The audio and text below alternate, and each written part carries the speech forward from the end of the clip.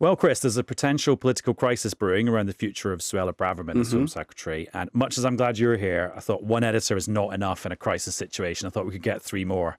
So we've got Rosa Prince from Politico, we've got Chris Hope from GB News, and John Stevens from The Mirror. Now, we're waiting to see what actually happens with Suella Braverman. Lots of speculation that she might get fired. In fact, by the time people are watching and listening to this, she might have been fired. So I thought we could fill the time by talking about Nadine Dorries' new book about the plot she alleges against Boris Johnson. Have you read it? No, not You're yet. trying to be diplomatic. Yes, got a long weekend planned for it. I mean, Controlled F to the PDF of it to see if you were in it. I didn't actually check myself. I need to do that when I go home. Well, actually, There's no index, though, is there? So no, there isn't. There why would you do isn't. that? So you do have to read it. But that sadly means that my quiz isn't going to work. Because I was going to read out some of her descriptions of people from politics and see if you could work out who she's referring to. But let's give it a go anyway, because you're all wise people. Who is Brutus? Oh, is that Rishi Sunak? No. Oliver Dowden. No. Who is the original backstabber, do you think, of Oh, Boris Michael Johnson? Gove. In unison. Doris' mind, just to be clear. An empty suit in a boy band on auto-tune. Rishi Sunak. Yeah. Correct. A coiled mamba. That sounds like some sort of A goiled man. contraceptive device. Coiled man. No, the opposite, Chris. A coiled mamba. Coiled mamba. Oh, Ready to strike. Yeah. Oh, Dominic Cummings? No, it's Boris Johnson. Boris. Our hero. He's a member. Anyway, there ends our very successful pilot of a newscast book what is a club. mamba? A snake. It's a big Oh, I snake. see. A Right. powerful snake. Right, you four have been coiled for too long. Let's get on with this episode of Newscast. Newscast from the BBC.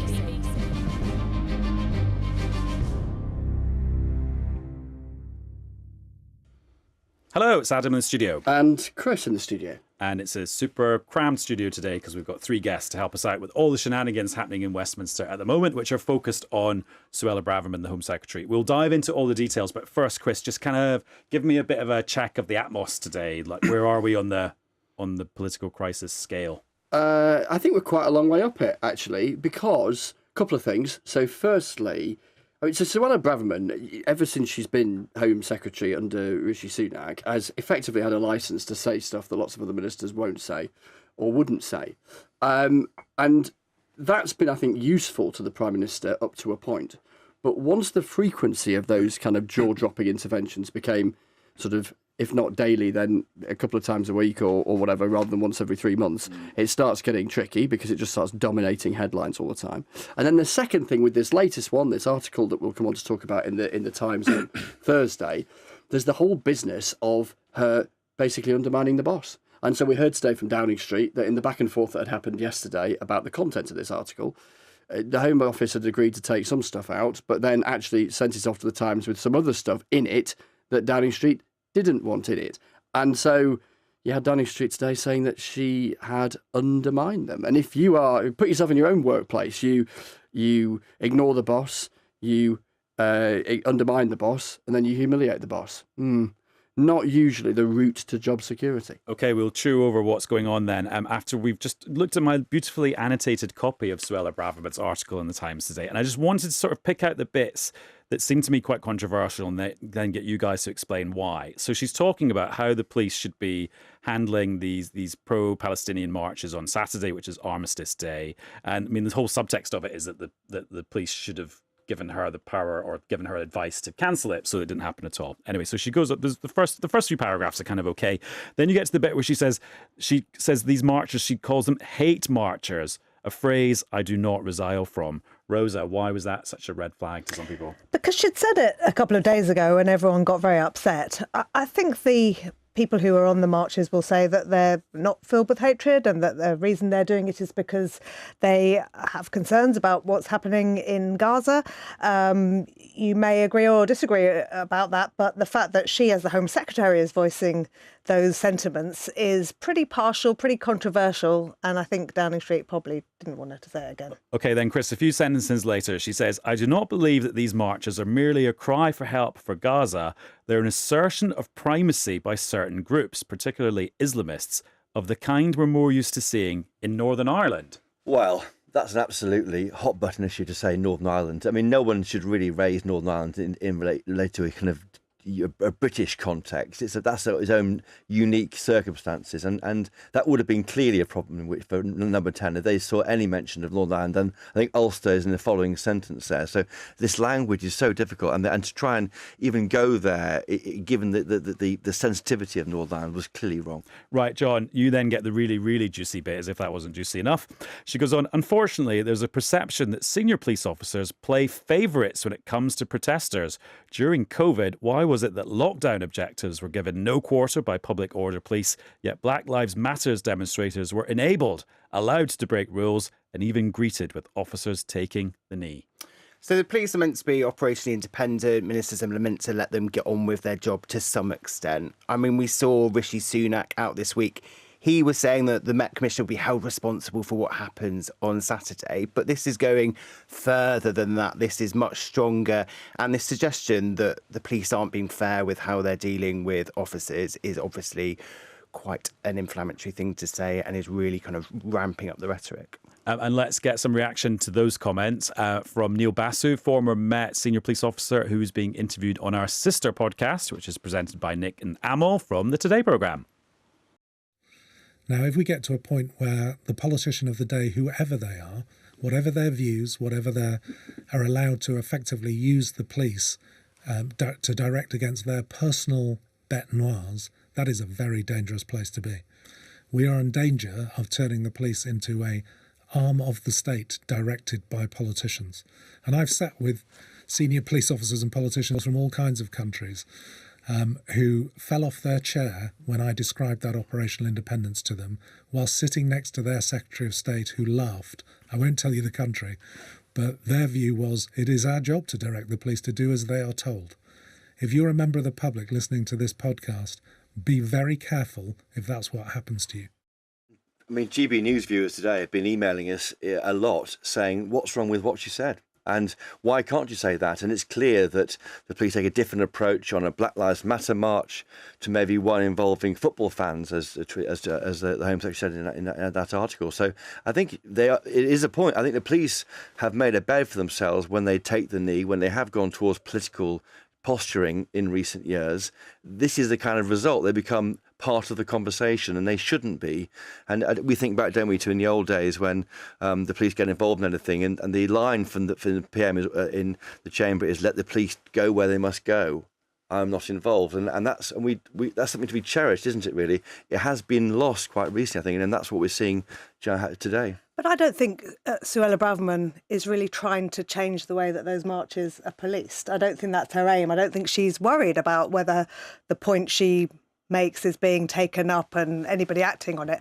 I think she's doing it for very different reasons, for political reasons. I think she wants to please viewers of GB News. Absolutely, that's who she's talking to. I think she's trying to both be true. I think she believes it. I certainly think she believes it. But if she was actually trying to change anything, she wouldn't be going about it this way. And John, is it fair that everyone's focused on the Armistice Day aspect of this? Because actually Armistice Day is Saturday, which is not Remembrance Sunday. And actually the people who've organised the march, the official organisers, I saw they tweeted or X'd a map of the route earlier on today. And it's quite a long way away from Whitehall and quite a long way away from the Cenotaph. Yeah, I mean, there's no threat at all to the Cenotaph being desecrated or anything like that. Well, from the official organised bit of the march. Well, exactly. And I mean, also, I think clearly on Sunday, which is Remembrance Sunday, I mean, the police are not going to let anyone get anywhere near the Cenotaph unless they're a former Prime Minister or whatever like that. But clearly... Or a king. Exactly. But it's not just been Suella Braverman who's been stoking this row this week. I mean, I spoke about what Rishi Sunak was saying. I think he did a pool clip, was it, on, I can't remember what day, Wednesday, Tuesday, saying that Mark Rowley, the Metropolitan Police Commissioner, will be held accountable for what happens on Saturday. That's not that much. That's not a massive distance between him and Suella Braverman. They've used different language. She has gone much further than him. However, like on many subjects with Suella Braverman, she says something, the language is much more robust than other people are saying in the cabinet, but the overall issue, there are a lot of people in the cabinet who do share the same opinion as her. Well, and isn't that the thing, Chris, that it's not just us sitting on the sidelines commentating on maybe what this article means. It's actually there were lots of Conservative MPs who are really annoyed by it. and others who approve of it. I mean, Suella Braverman, few people are indifferent to the kind of views that she expressed. I had a senior Conservative within an hour of the article appearing last night telling me that it was deranged, what she was saying. Others think... And was that the sort of person who maybe would say that about any Suella Braverman article, or they'd sort of come round to this view? They would... I'm not trying to get you to reveal your secret. Well, I'm trying to be careful, therefore, in how I sort of word this. They would be often quite sceptical. But there are others, who have a much more sort of positive outlook, who say that she uses language that ordinary folk might use, and also expresses sentiments that exist on the Conservative backbenches as well as out in the country. So why not have that voice around the top table? Rosa, do we know which bits of Suella's homework the Number 10 didn't like when they saw it? I'm assuming it's the bits that you've pulled out. I thought it was pretty extraordinary, actually, in the lobby briefing this morning, how far the Prime Minister's official spokesman went in saying this was not signed off by them. And that's almost an act of war. You're no longer able, after that point, you're no longer able to maintain the pretense that everyone's on the same page. And now he's facing the questions that we're all asking, which is, OK, so she went rogue. Are you going to deal with it? Are you going to sack her? Let's hear some questions from the Labour leader, Keir Starmer. What you've got at the moment is the complete opposite. A Home Secretary who is divisive, who is stoking up tension at the very time that we should be trying to reduce tension, and is undermining the police as they go into a very difficult set of operational decisions. So she is doing the complete opposite of what I think most people in this country would see as the proper role of a Home Secretary. Now, John, I'm going to give you a bit of a claim to fame here. I think you're the first person that said to me a few months ago this conspiracy theory that she was actually almost daring Rishi Sunak to fire her. Why did that theory first emerge? I can't remember why I probably said that to you for the first place, but no, I heard it from you. I don't think you probably told more important people than me. No, but I'm trying to think why I'd have suddenly come up with what brought that to mind. But clearly, Suella Braverman would quite like to be a martyr, and if things don't go right on immigration, say if Rwanda doesn't happen and they don't manage to stop the boats, does she really want to be associated with failure? Wouldn't she rather be on the outside saying what she wants? Although I do think she wouldn't mind being sacked, and she'd love to be a martyr, and I can see that the right of the Tory party and Chris's viewers might love that. And she would be this heroine who's going to rescue the Tory party if they lose the next election. But I'm not sure why she'd want to get sacked at exactly this moment. So we had the row over tents at the weekend. Does she really want to be the thing that, there aren't tents everywhere on the streets. This isn't this massive problem that people are facing everywhere. Does she really want to go over imaginary tents? I don't think so. The protests, I can see why they want to set the Met up as kind of to be blamed for if the protests go wrong. But does she really want to go over this? That difference between what she said in that article and what Rishi Sunak said.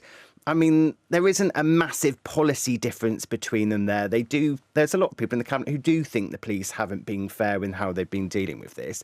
So I'm not really sure that sets up her as this great martyr. Wouldn't you, if you were Suella Braverman, rather go in this big blaze of glory and a row over immigration and say that I wanted to bring the numbers down, I wanted to say no more visas, don't listen to the OBR, do this or that, and Rishi Sunak wouldn't do it, and I was saying no, he must, and he wouldn't. That is a much better platform to present yourself as the future candidate to be leader of the Tory party than row over imaginary tents or protests. Well, on the issue of net migration, the annual figures are out the following week. The day after the autumn statement, provisional date, the ONS are putting out the big number. Now it's over 600,000 last year net. We remember when David Cameron wanted it down to tens of thousands, don't we? And in fact, Suella Braverman told me on my podcast October last year that she wanted to get, that's her ambition, tens of thousands. So on her watch, hundreds of thousands of people were likely to have come here in these figures when they're produced. How that plays out for her, not very well. I'm trying to think if I've ever even met her. What's she actually like as a person? I've done a profile of her for Politico this morning, and the sort of very handy. The top line is that she's much nicer than you think, because everyone you speak to says that she's charming, she's lovely. If you meet her, she'll ask about your kids. She's quite self-effacing. She's not bombastic or loud. So it's so interesting that she has a very different style to her private personality. So I've known her for more than 20 years, and this is the ultimate Westminster. You were cliche. Oxford with her, weren't you, Chris? Cambridge. Cambridge, oh my word. And I met her where I was a student journalist and she was a student conservative. So I've always Right. known her in the respective roles that we've always been in. As you've risen up the ranks. And so, yeah, so I've kind of been writing and broadcasting stories about her for a very long time. Am I blushing? I can tell you. You are, it's awkward. No, and I'm conscious that I'm it's just sorry that they accused you of going to Oxford. that was Adam. I'm conscious. The reason I'm self-conscious about it is that it's a classic Westminster cliche about people who've known each other for a very long time. But it just happens to be true. So there's no point, sort of, in any way. And so, given you asked the question about what she's like, as I say, I've always known her in that sort of journalistic role.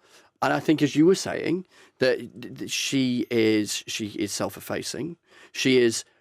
A lot of people will say, is what we hear from her in terms of her articulation of her conservative worldview an authentic one? Answer: yes, Yes. it is. It absolutely is, and it's been consistent for a long time. And I think there's a sense from her that if you're going to hold high office, there's no point leaving your authentic views at the door, that you should articulate that and articulate it publicly and with conviction, and where there's a willingness and an acceptance that the brickbats will come from critics. But if you're going to have a chance to be in big jobs, try and do it as you would want to do it. And it's that authenticity which the members totally get. So I had on my podcast last year called Chopper's Politics Podcast, and when she talked about she dreams, Doesn't she exist dreams of a plane taking off on a front page of the Telegraph with Rwanda, people going back to Rwanda, and that the idea of dreaming is widely mocked. But I was next to her; she was here, and she's looking at these people looking back at her, and there's a complete symbiotic connection because they see in her someone who is completely true to what she says.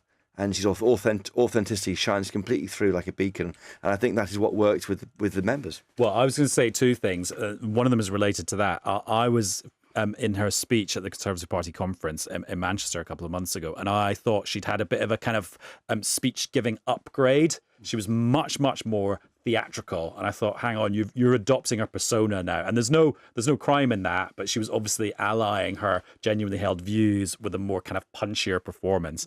And to just prove why I'm not political editor and you are, my best Suella Braverman contact is a friend of a friend who I don't even know goes to the same yoga place as her. So that's what I've got to bring to the table. So the thing that I'm struck by in terms of her public performance, and I do think there's a sort of pattern here going back of the years that I've been reporting upon her, is that, in a party where, and this is to indulge in a bit of a stereotype, but in a Conservative party where the stereotypical image of a Conservative might be a sort of 50-something sort of white man with a certain kind of performance confidence. She's not actually like that, for all of the reasons that are obvious, but also in demeanour terms that she's not like that. She doesn't charge towards a microphone because she wants to perform. She sets out her arguments and says, all right, they're out there and let's see what people make of them.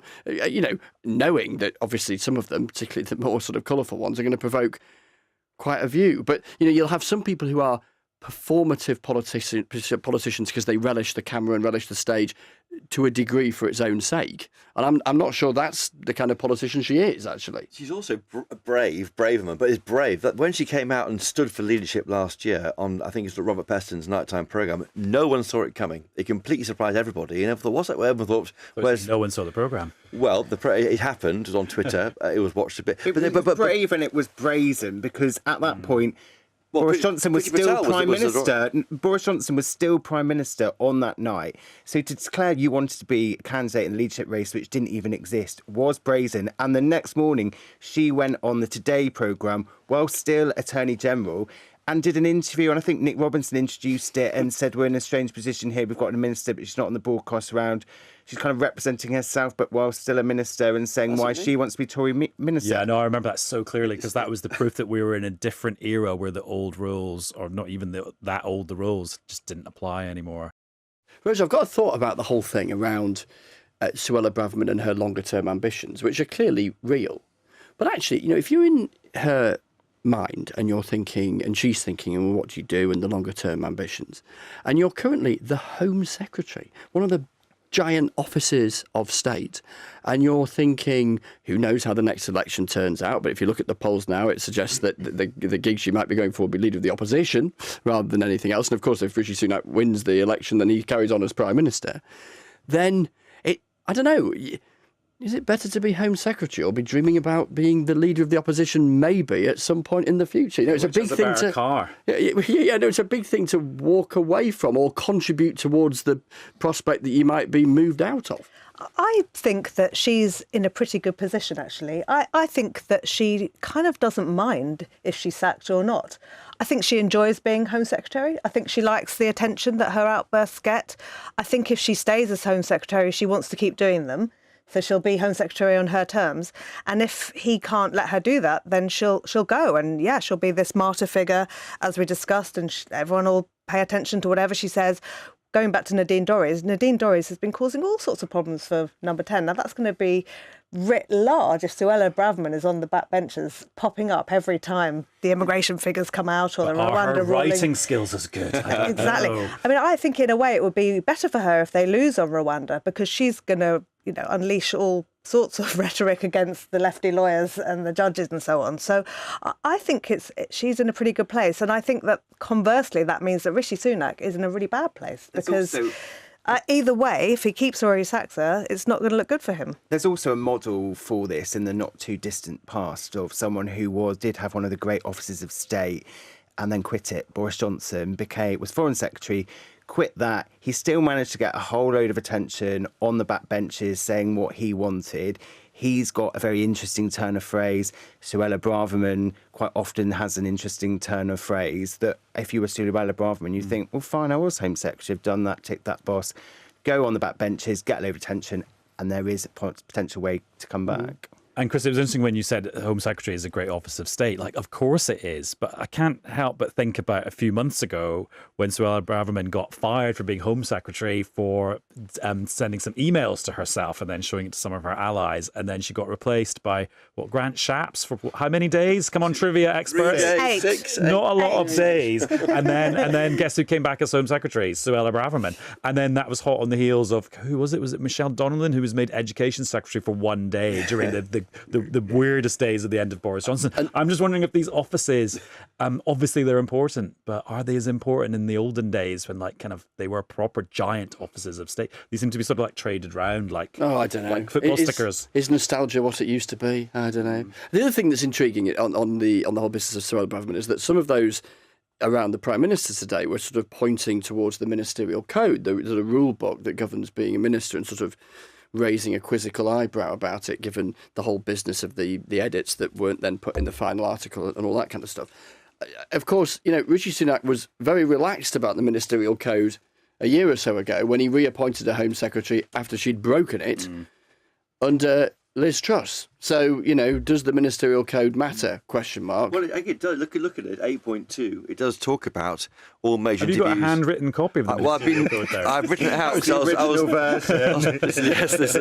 a scroll. Carries it around everywhere he goes. I was talking about it on air today. I wrote it out. Your notes. All major interviews. I'm impressed. It does say, in terms, all major interviews and media appearances, both print and broadcast, should also be agreed with the Number 10 press office. This wasn't.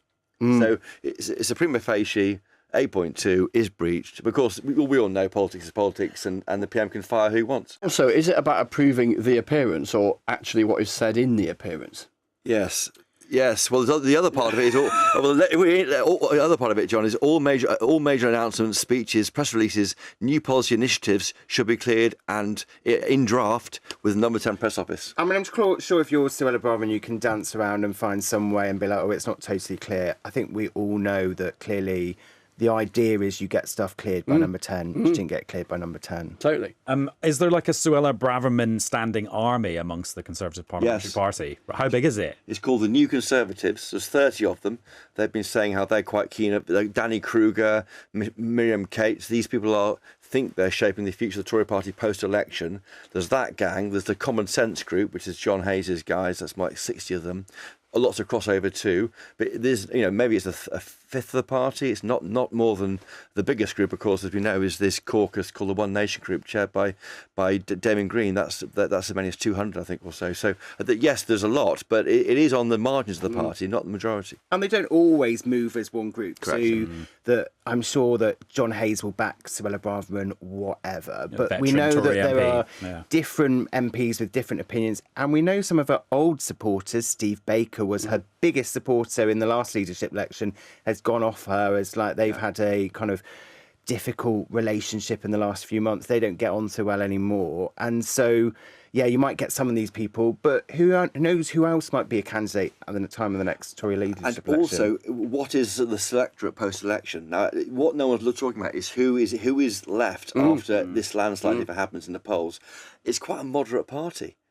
I've been talking with people who look at the numbers. It's not as right-wing. Everyone's reading into it. 1998, they elect someone like William Hague. They go far too right for 5 or 6 years and they come back. In fact, the selectorate of MPs left are quite moderate people, and they may not want a Suella Braverman. So everyone's assuming it's a right-wing leader post-Sunak after defeat. Not necessarily. But it depends if she can get through to the members' vote, because the members clearly are to the right of the parliamentary party. And that raises questions. I know Sir Graham Brady... Oh, yeah, because MPs choose the final two for any future leadership contest. So Graham Brady, who's the chair of the 1922 committee of backbench MPs, has been quite overt about wanting to change the rules and feeling that the members have kind of imposed on the parliamentary party leaders that they couldn't really get behind, in the form of Liz Truss, potentially Boris Johnson and Rishi Sunak too. And that also happened in the Labour Party, we saw with Jeremy Corbyn. So it kind of raises broader questions actually for British politics about Suella Braverman and her ambitions and whether she's pitching at the right people. And with the twist that he's standing down, isn't he? Yeah. So who then? But that doesn't mean his view doesn't carry on and isn't articulated by others. The campaign ready to replace him is happening now. The replace Graham Brady is happening. Because it's a big gig in the party. Yeah, it's a power broker. Yeah. Rosa, is this just the conclusive proof that the Conservative Party is just having a total meltdown? I mean, we're a year away from an election. That's when you're meant to be like uniting, getting together, getting your ducks in a row and sticking to a script. Yeah, poor old Rishi Sunak. I mean, his whole big pitch was that he was going to bring calmness, everything was going to settle down, and he did it for a while, and it's really run away from him, I think. It looks like it's going to be a tricky couple of months. I don't think that's a surprise to anyone after 13 years of Tory rule, but he's not doing too well about calming them down at the moment. Right, final thoughts from each of you? I think poor old Rishi Sunak may have had a warning 6 days before he made her Home Secretary when she went out in a blaze of glory with Liz Truss, that I think maybe the signs were there that it was going to go slightly wrong with her. Your Home Secretary, a Tory Home Secretary, undermining the police. That is odd and not normal. To be saying these remarks which make it harder for them to police on Saturday, a very difficult day, that is not helpful, and it's just not where the Tories normally are on policing. And my thought is that in a year's time, we could have Suella Braverman as leader of the opposition. I think it's probably got a step closer than it did yesterday. Chris, you've got the hardest job. Final thought. The second odd and not normal thing is a Home Secretary undermining the boss, undermining the Prime Minister. And that is not something you can kind of reverse out of very easily, either as the Home Secretary or, crucially, as the Prime Minister. Can you let that moment pass when it illustrates the central attack line that your opponent, Keir Starmer, makes of you, which is that you're weak? That's the big conundrum for Rishi Sunak. Right, well, I'm going to head to the Cambridge Student Newspaper archives to find some of your back catalogues to some previous scoops you had about Suella Braverman. And if you would like to check out other episodes of Newscast, you can do that on BBC Sounds or wherever you get your podcasts. Thanks for joining us, everyone. Thank you. And we'll be back with another Newscast very soon. Bye. Bye-bye. Newscast from the BBC.